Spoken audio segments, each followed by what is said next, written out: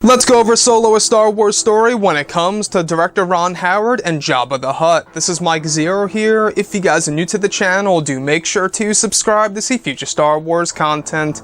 Now, as you all know, the Han Solo movie featured tons and tons of references to not only the EU and bringing back legends into canon material, but also some amazing cameos in this movie, one of which is a huge surprise at the very end of the film.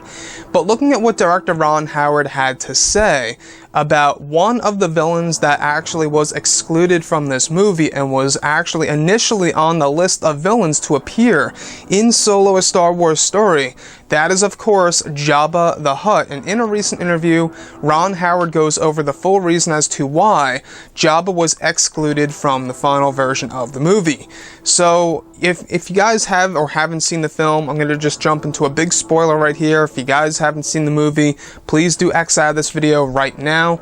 As you all know, at the very end of this film, we get that big cameo, Darth Maul. Pulling back his hood, he ignites his lightsaber, hence preventing Solo from being the first film without a lightsaber, and he's interacting with Kira, teasing that we're going to see the planet Dathomir in another film. So, looking at what Ron Howard had to say in a recent interview, which by the way will be linked below, he goes over the full reason as to why Jabba the Hutt was excluded from Solo: A Star Wars Story, and this is what he briefly had to say. Jabba was on the list, but they kind of knew they didn't want to go that way, because it would be sort of funny, and maybe a little bit too much like sequel baiting. Now, apart from all of that, apparently Disney and Lucasfilm viewed that as too much of a fan service thing for Solo: A Star Wars Story when it comes to Jabba the Hutt. Now, I have to disagree on this, and if you guys, disagree with, what I just said or agree with that, that's fine and okay and all, but I feel like Jabba the Hutt should have made an appearance in this movie. Yes, they teased him at the very end. Yes, they did that to leave open a sequel for Solo, but I feel like that they could have actually put in two big cameos in this movie. I feel like, the fact that cutting him or excluding him from this movie just because the character was funny, the movie itself is already lighthearted as it is, so I feel like it wouldn't have really been a bad thing to add in Jabba the Hutt.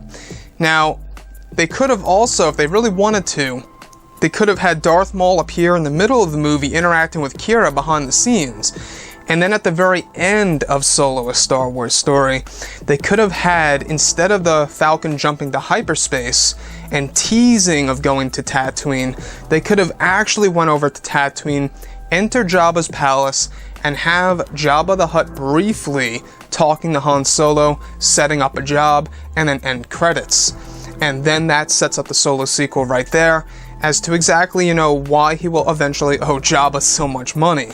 So, looking at everything, when it comes to the Han Solo film, I don't know how you all feel about Darth Maul's cameo in this movie. Do you guys think that in itself was maybe, kind of like a unnecessary thing, I guess I could say, because a lot of people were very confused as to why Darth Maul was alive, like the casual fans, people that haven't seen Star Wars: The Clone Wars or Star Wars Rebels, etc., and they don't know how Maul lived. A lot of people came out of this movie very, very confused and questioning themselves as to exactly when this movie takes place, which by the way is 10 to 11 years before A New Hope. Now, looking at Darth Maul, yes, it does also set up, future Solo sequels. Yes, it actually does set up an interesting dynamic with crime syndicates coming into the mix in future Star Wars movies.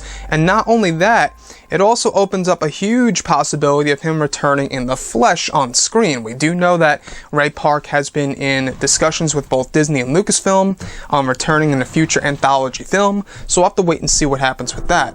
As for Jabba, I feel like it just would have been right to include him in this movie.